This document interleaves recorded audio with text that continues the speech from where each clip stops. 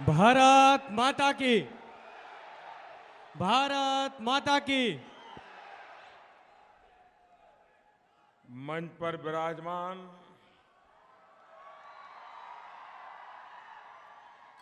गुजरात के मुख्यमंत्री श्रीमान विजय रूपाणी जी, केंद्र में मंत्रिपरिषद के मेरे साथी श्रीमान नितिन गडकरी जी, उप मुख्यमंत्री श्रीमान नितिन भाई पटेल, केंद्र में मेरे मंत्रिपरिषद के साथी मनसुख भाई, प्रदेश के अध्यक्ष श्रीमान जीतू भाई, यहाँ के सांसद श्रीमान मनसुख भाई, मंच पर विराजमान सभी मेरे साथी और विशाल संख्या में पधारे हुए मेरे प्यारे भाइयों और बहनों,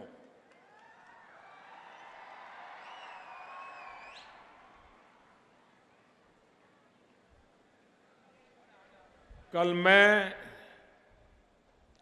मां गंगा के पास था।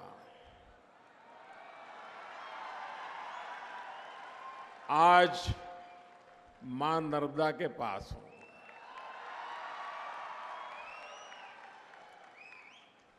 कल बनारस था, आज भरूच हूं। बनारस इतिहास से भी पुराना हिंदुस्तान का शहर है। भरूच गुजरात का पुरातन शहर है।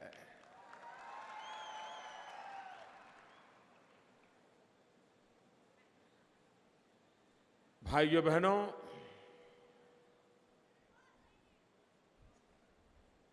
मैं सबसे पहले तो श्रीमान नितिन गडकरी जी को, उनकी पूरी टीम को, गुजरात सरकार को हृदय से बहुत बहुत अभिनंदन करता हूं।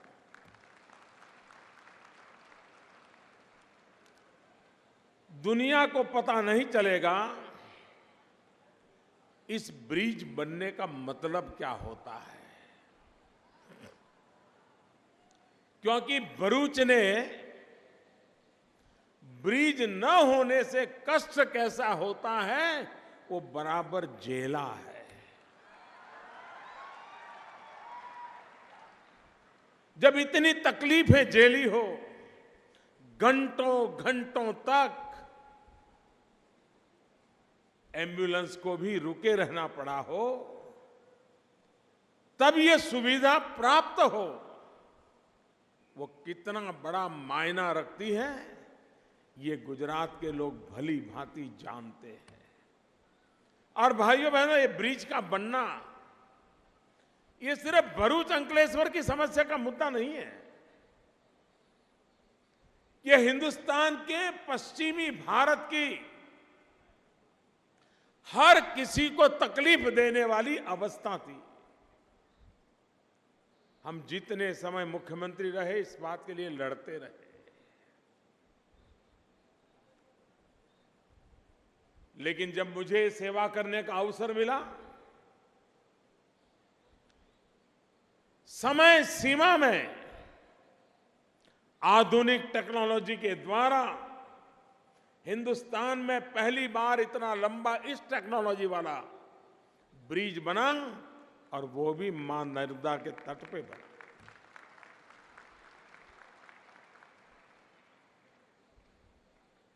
नितिन जी ने जिस धगस के साथ इस काम को हाथ में लिया, रेगुलर फॉलोअप किया, उनके डिपार्टमेंट की पूरी टीम परिणाम लाने के लिए प्रयासरत रही, और उसी का नतीजा है कि आज हम इस ब्रिज का उद्घाटन कर पा रहे हैं। अभी मैं उत्तर प्रदेश में था, चुनाव सभाओं में अलग अलग इलाके में जाता था, तो लोग मुझे कुछ स्मारक दिखाते थे। क्या स्मारक थे? कोई कहता था साहब वो दूर जो दिखता है ना खंभा, पिलर दिखता है ना, ये 15 साल पहले ब्रिज का शिलान्यास हुआ था। अभी तक 2 खंभे डले हैं, आगे नहीं हुआ है। काशी में भी 13 साल पुराना एक स्ट्रक्चर लटका पड़ा हुआ है। मैंने कहा अच्छा होता आप भारत सरकार को दे देते, मैं आकर के इसको पूरा कर देता। एक तरफ देश में कोई भी काम 10 साल, 12 साल, 15 साल और ये सामान्य लगता था, उसके सामने निर्धारित समय में कार्य पूरा करने का कल्चर जो गुजरात में हम लोगों ने लागू किया था, आज पूरे हिंदुस्तान में लागू करने की दिशा में हम काम कर रहे हैं। भाइयों बहनों, आज मुझे दहेज जाने का सौभाग्य मिला। कोई कल्पना नहीं कर सकता है कि दहेज वो सिर्फ भरूच का गहना नहीं है, दहेज पूरे हिंदुस्तान का गहना है। जब उसका पूर्ण विकास होगा और जिस तेजी से आगे बढ़ रहा है, करीब करीब 8 लाख लोगों को रोजगार देने की उसमें क्षमता होगी। आप विचार कीजिए, इस क्षेत्र में इतना बड़ा रोजगार का अवसर पैदा हो, स्थिति, इस इलाके का स्थिति कैसी बनेगी, इसका आप अंदाज कर सकते हैं भाइयों। और मैं बार बार दहेज आता था, आप भली भांति जानते हैं, उसके चप्पे चप्पे से मैं वाकिफ हूं, अपनी आंखों से उसको विकसित होते देखा है। और आज जब पूर्णता की ओर कदम रख रहा है पीसीपीआर, दहेज, ओपेल, भाइयों बहनों, देश की आर्थिक धुरा को एक नई ताकत मिलने वाली है और ये भरूच की धरती पर हो रहा है। मैं आपको बहुत बहुत बधाई देता हूं। मैं मुख्यमंत्री जी का अभिनंदन करना चाहता हूं, क्योंकि जब बस पोर्ट की कल्पना की, मैं यहां मुख्यमंत्री था, तो मेरे मन में एक विचार आता था कि ऐसी कैसी सरकार है कि अमीर अगर हवाई अड्डे पर जाता है, हवाई जहाज में बैठने जाता है, तो उसको हर प्रकार की सुविधा उपलब्ध होती है। ठंडी हवा चलती है, ठंडा पानी मिलता है, जो खाने के लिए चाहे वो खाना मिलता है। क्या मेरे देश के गरीब को इसका हक नहीं होना चाहिए क्या? क्या हवाई जहाज में उड़ने वालों को ही ये सब होना चाहिए क्या? इस बात ने मेरे मन को हर पल झकझोरा और उसका परिणाम था कि बड़ोदरा में सबसे पहला पीपीपी मॉडल पे एक ऐसा बस अड्डा बना, ऐसा बस पोर्ट बना, जिसकी वीडियो यूट्यूब पर दुनिया भर में लाखों लोग देखते रहे कि ऐसा भी कोई बस स्टैंड हो सकता है। और बस में गरीब से गरीब व्यक्ति जाता है, गरीब से गरीब आदमी अपने हाथ में झोला लेकर के बस में जाता है, बीड़ी पीता है, कहीं पर भी बीड़ी डालता है। आज अगर बड़ौदा में जाइए, वो पूरी तरह साफ सुथरा बस स्टैंड उसी मॉडल पर अहमदाबाद में बना। अब तक शायद 4 बन चुके हैं और मुझे खुशी है कि राज्य सरकार ने उसी योजना को आगे बढ़ाते हुए वैसा ही शानदार बस पोर्ट भरूच में बनाने का फैसला किया। भाइयों बहनों, एक काम जिसका आज विजय भाई ने उल्लेख किया, भाड़भूज में बियर बनाने का, आप कल्पना कर सकते हैं, ये वियर के पीछे 4,000 करोड़ रुपया तो ठीक बात है, 4,000, 5,000, 6,000 होता रहेगा, लेकिन ये पूरे भरूच की जिंदगी बदल देगा। आप कल्पना कीजिए, भरूच से सरदार सरोवर डैम तक करीब 125-150 किलोमीटर का पूरा रास्ता ये पानी से लबालब भरा होगा। वो दृश्य कितना आनंददायक होगा। उस पूरे इलाके में जमीन में पानी जाने से करीब 150 किलोमीटर का इलाका दोनों तरफ 20-20 किलोमीटर पानी के स्तर ऊपर आएंगे। भरूच में मैं जब मुख्यमंत्री था तब भी ये बात आती थी, तब हमारा रमेश यहाँ का विधायक हुआ करता था, तब भी ये बात आती थी कि यहां पीने का पानी, भाइयों बहनों, आज ये वियर बनने के बाद अच्छी क्वालिटी का भरपूर शुद्ध पानी ये भरूच को प्राप्त होगा। और आप मान के चलिए, जैसे आप सूरत की प्रगति देख रहे हो ना, आपकी आंखों के सामने हुआ है। 20-25 साल में सूरत बदला है, 10-15 साल में पूरा भरूच बदल जाएगा। ये मेरे शब्द लग करके रखिए। मैं अपनी आंखों के सामने इस चित्र को भली भांति देख पा रहा हूं। और विश्व का सबसे बड़ा ऊंचा सरदार वल्लभ भाई पटेल का स्टैच्यू बनेगा, स्टैच्यू ऑफ यूनिटी। विश्व भर के यात्री आएंगे। केवड़िया कॉलोनी तक बहुत उत्तम प्रकार का रोड हमारे नितिन जी का डिपार्टमेंट बना रहा है। लेकिन एक और संभावना के लिए भी मैंने नितिन जी से कहा है कि उसका भी अभी से अभ्यास शुरू करवा दिया जाए। अगर भाड़भूज का वियर बन जाता है और नर्मदा के अंदर पानी रहता है, तो क्या टूरिस्टों को हम यहां से छोटे छोटे स्टीमर में सरदार सरोवर डैम तक ले जा सकते हैं क्या? लोग गोवा में जन्मदिन मनाना है तो छोटे छोटे स्टीमर में पानी के बीच चले जाते हैं। इस इलाके में भी सुरती लोगों को जन्मदिन मनाना होगा तो वो भी यहां पे आ जाएंगे, और भरूच वाले तो जाएंगे ही जाएंगे। भाइयों बहनों, एक ही व्यवस्था से कितना बदलाव लाया जा सकता है। अगर विजन साफ हो, नियत ठीक हो, नीतियां परफेक्ट हो, तो सफलता के आड़े कुछ नहीं आता। भाइयों बहनों, सफलता प्राप्त हो के रहती है। मैं आज जब गुजरात में आया हूं, नितिन जी आए हैं, तो उनकी इच्छा है कि उनके डिपार्टमेंट की घोषणा मैं करूं। भले मैं करता हूं, लेकिन क्रेडिट नितिन जी को जाती है।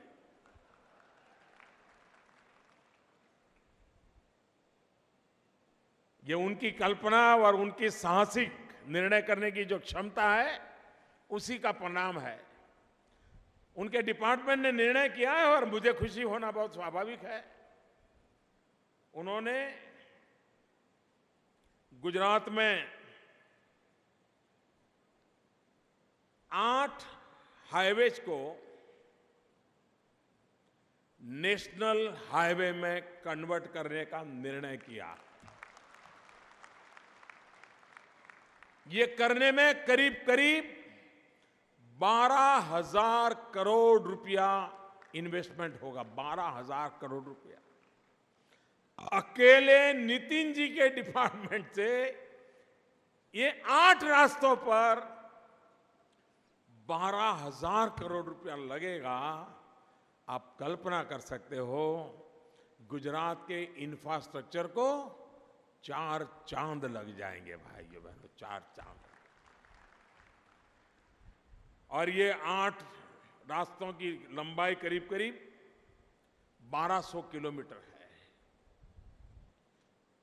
जिसमें ऊना, धारी, बगसरा, अमरेली, बाबरा, जसदन चोटिला, ये पूरा जो स्टेट हाईवे है अब नेशनल हाईवे बनेगा।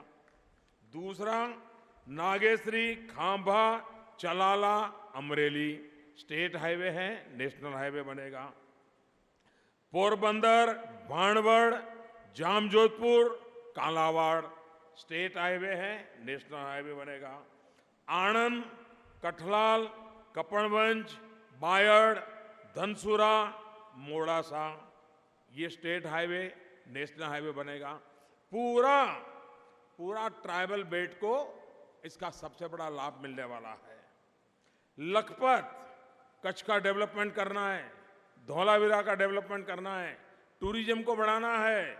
लखपत गढ़ुली हाजीपुर खावड़ा धौलावीरा मोवाना सांतलपुर, आप हिंदुस्तान की सीमा की सुरक्षा कहो, कच्छ के टूरिज्म का विकास कहो, धौलावीरा जो मानव संस्कृति का पुरातन ऑर्गेनाइज सिटी 5000 साल पुराना एक कोने में है, जब वो सेंटर पॉइंट बनेगा दुनिया के टूरिस्टों को आकर्षित करेगा, जिसका गुजरात को लाभ मिलेगा।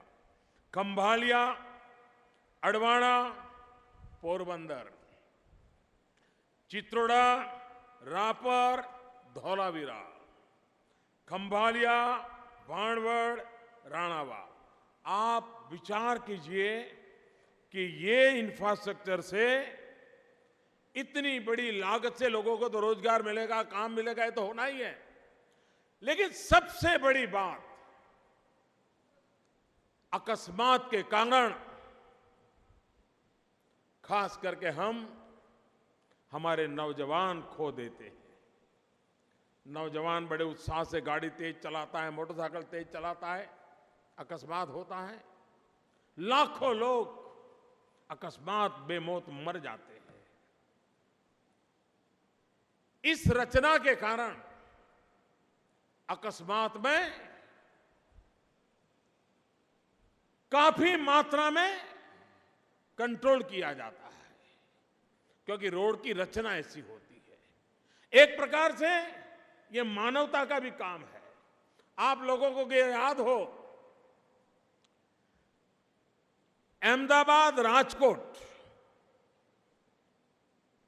बगोदरा कोई दिन ऐसा नहीं जाता था कि बगोदरा के पास अकस्मात न हुए हो और रात में 2-4 लोग मरे न हो। डेली जब केशुभाई पटेल मुख्यमंत्री बने, उन्होंने इस दृश्य को रोज देखा था। वो राजकोट से आते जाते थे। हमारी पार्टी के भी कई वरिष्ठ नेता अहमदाबाद राजकोट हाईवे पर एक्सीडेंट में मारे गए थे।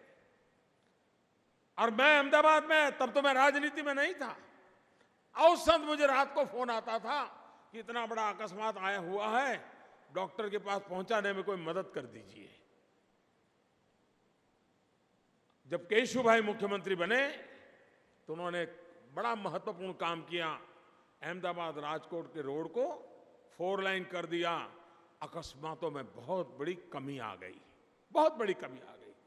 ये नेशनल हाईवे का नेटवर्क, ये इस प्रकार से बहुत बड़ा सुरक्षा की दृष्टि से, मानवता की दृष्टि से एक व्यवस्था खड़ी हो रही है। अब रोड का मॉडल भी हमने बदल दिया है। रास्ते पर व्यवस्थाएं भी विकसित हो, रास्तों के नजदीक में हेलीपैड भी हो, रास्तों के नजदीक में खान पान शौचालय, ये सारी व्यवस्थाएं उपलब्ध हो, क्योंकि ट्रैफिक लोग जाते आते हैं, उनको ये व्यवस्था मिले, वॉशरूम मिल जाए।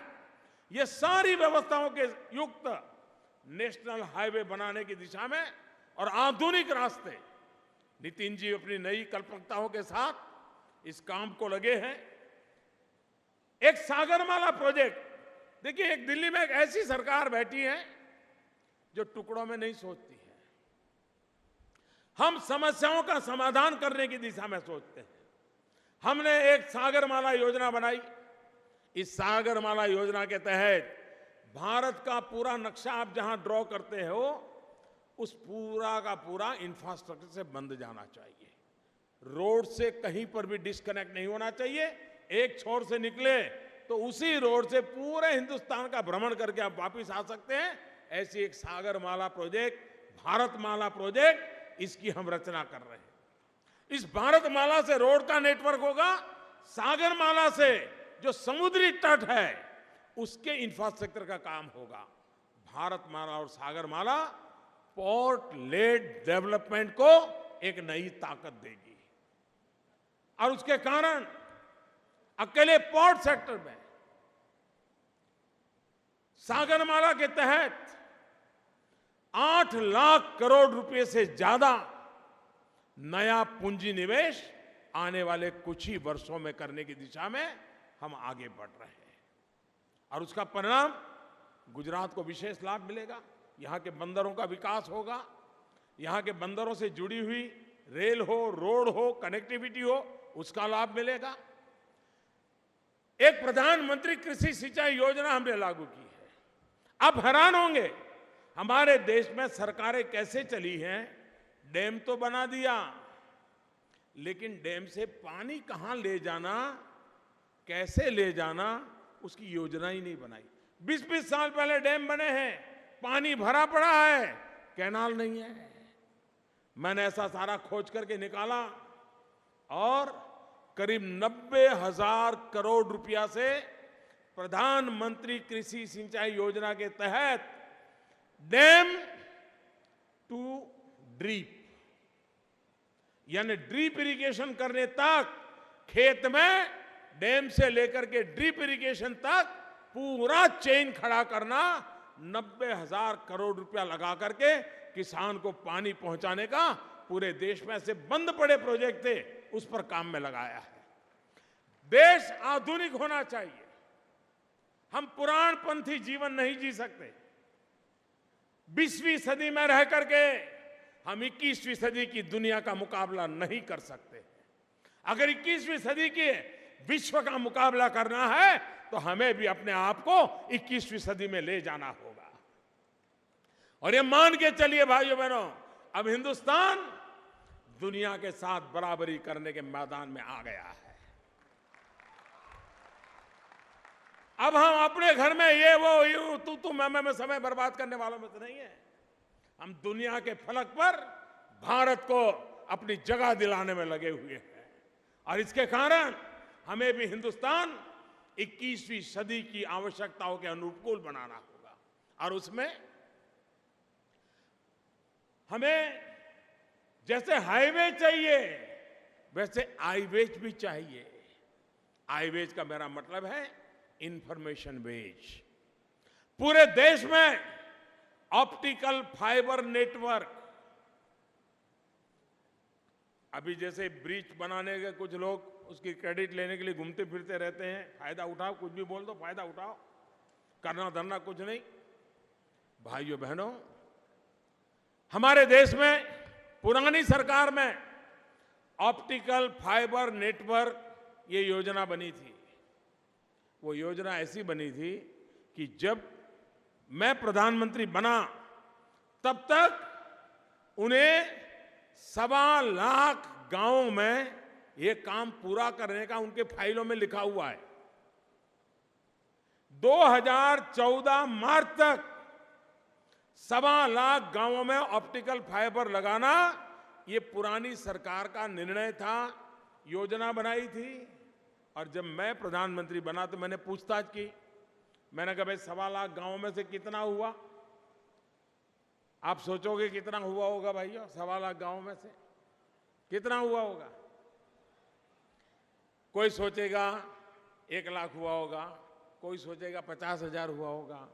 जब मैंने हिसाब लिया तो सिर्फ 59 गांव, 50 और 9, 60 भी नहीं, इतने गांवों में ऑप्टिकल फाइबर लगा था। अब ये काम करने के तरीका था, हमने काम हाथ में लिया। इस देश में 2.5 लाख पंचायतें हैं, 2.5 लाख पंचायतों में ऑप्टिकल फाइबर नेटवर्क डालना है। अब तक 68,000 गांवों में काम हो चुका है। कहां 59 और कहां 68,000? ये फर्क है भाइयों बहनों।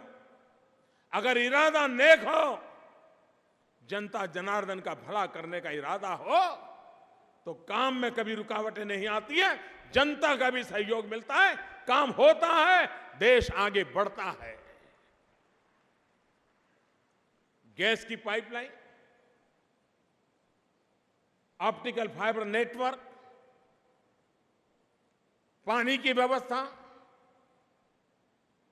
अभी हमने सपना देखा है 2022 जब हिंदुस्तान आजादी के 75 साल मनाएगा, वो 2022 तक हिंदुस्तान के गरीब से गरीब को भी उसका खुद का अपना घर रहने के लिए मिलना चाहिए, और इस पर हम काम कर रहे हैं। दुनिया के छोटे छोटे देश कहे ना, एक प्रकार से इतने मकान बनाने पड़ेंगे कि भारत में ऐसे कोई नए छोटा देश बनाना पड़े, इतने मकान बनाने। लेकिन भाइयों बहनों, इस सपने को भी हम पूरा करेंगे, हम लगे हैं। आप कल्पना करोगे कैसा है देश। कोई भी देश, उसके पास अपना हिसाब किताब होना चाहिए कि नहीं होना चाहिए, उसके पास क्या है क्या नहीं पता होना चाहिए कि नहीं होना चाहिए। मैं जब प्रधानमंत्री बना तो मैं मीटिंग ले रहा था, शुरू में मैंने कहा भाई बताइए हमारे देश में आइलैंड कितने हैं। जैसे हमारे यहाँ अलिया बेट है या हमारा बेट द्वारका है, ऐसे आइलैंड कितने हैं ये मैं पूछता था। अलग अलग डिपार्टमेंट, कोई 900 कहता था, कोई 800 कहता था, कोई 600 कहता था, कोई 1000 कहता। मैंने कहा क्या सरकार है भाई, ये इतने कहता है, ये इतने कहता है, कोई गड़बड़ लगती है। फिर मुझे पता चला कि किसी ने साइंटिफिक स्टडी नहीं किया था। अब भारत के पास कितने आइलैंड है, इसकी क्या विशेषता है, क्या हिंदुस्तान को आगे ले जाने में इसका कोई उपयोग हो सकता है क्या। मैं हैरान था भाई, उनके पास जानकारी नहीं थी। मैंने एक टीम बिठाई, सैटेलाइट टेक्नोलॉजी का उपयोग किया और पूरा खाका खोल करके निकाल दिया। भारत के पास 1300 से ज्यादा आइलैंड है, 1300 से ज्यादा, और उसमें कुछ आइलैंड तो सिंगापुर से भी बड़े हैं। यानी हम हमारे आइलैंड का कितना विकास कर सकते हैं, कितनी विविधताओं से भर सकते हैं, टूरिज्म के डेवलपमेंट के लिए क्या कुछ नहीं कर सकते हैं। भारत सरकार ने एक अलग व्यवस्था की है, और आने वाले दिनों में हिंदुस्तान के समुद्री तट पर जितने टापू है, अभी उसमें से 200 छान करके निकाले हैं। पहले तौर पे उन 200 के विकास का एक मॉडल तैयार हो रहा है। भाइयों बहनों, अगर ऐसी चीजें बनती है तो सिंगापुर चक्कर काटने की क्या जरूरत पड़ेगी। सब कुछ मेरे देश में हो सकता है भाइयों। हमारा देश सामर्थ्यवान है, शक्तिवान है, हम विकास की नई ऊंचाइयों को पार कर सकते हैं। और इसलिए भाइयों बहनों, रेलवे, जैसे नितिन जी बता रहे थे ना कि पहले हमारे देश में एक दिन में सारे हिंदुस्तान के हर कोने का हिसाब लगाते थे तो एवरेज एक दिन में 2 किलोमीटर रास्ते बनते थे। हमारी सरकार बनने से पहले एक दिन में 2 किलोमीटर। नितिन जी ने आकर के ऐसा धक्का लगाया, और जैसा अभी वो बता रहे थे, एक दिन में 22 किलोमीटर काम होता है, 11 गुना ज्यादा। भाइयों बहनों, रेलवे, पहले हमारे देश में रेलवे का गेज कन्वर्जन कहो या नई पटरी बिठाने का काम कहो, एक साल में 1500 किलोमीटर का काम होता था। अब इतना बड़ा देश, रेल की मांग उससे आगे नहीं बढ़ रहा था। हमने आकर के बिड़ा उठाया, आगे बढ़ना है, और मुझे खुशी है कि आज एक साल में हम पहले की तुलना में डबल काम करते हैं। रेलवे की पटरी का डबल, 3000 किलोमीटर। काम अगर करने का इरादा हो जैसे बसपोर्ट का काम देखा आपने, इसी से लेकर के मैंने रेलवे वालों से मीटिंग की। मैंने कहा भाई ये रेलवे स्टेशन हमारे ये मरे पड़े हैं, 19वीं शताब्दी के हैं, जरा उसमें बदलाव आ सकता है कि नहीं आ सकता है। अभी रेलवे के डेवलपमेंट का बड़ा बीड़ा उठाया है। हिंदुस्तान के 500 रेलवे स्टेशन बनाने हैं। अभी शुरू में सूरत, गांधीनगर, गुजरात में 2 प्रोजेक्ट अभी तय हुए हैं। आने वाले दिनों में सभी रेलवे स्टेशन मल्टी स्टोरीड क्यों ना हो। रेलवे स्टेशन पर थिएटर भी हो सकता है, रेलवे स्टेशन पे मॉल भी हो सकता है, रेलवे स्टेशन पर रिक्रिएशन सेंटर हो सकते हैं, खान पान का बाजार लग सकता है। पटरी पर गाड़ी चलती रहेगी, बाकी जगह का तो उपयोग होना चाहिए। भाइयों बहनों, विकास के लिए विजन होना चाहिए, सपने भी चाहिए, संकल्प भी चाहिए, सामर्थ्य भी चाहिए, तो सिद्धि अपने आप हो जाती है। और उस काम को लेकर के हम चले हुए हैं। मेरे भरूच के प्यारे भाइयों बहनों, आज मां नर्मदा के तट पर इतना बड़ा काम हुआ है। मेरे साथ पूरी ताकत से बोलिए, मैं कहूंगा नर्मदे, आप लोग दोनों मुट्ठी ऊपर करके बोलेंगे सर्वदे। नर्मदे, नर्मदे, नर्मदे, नर्मदे, नर्मदे। बहुत बहुत धन्यवाद आपका।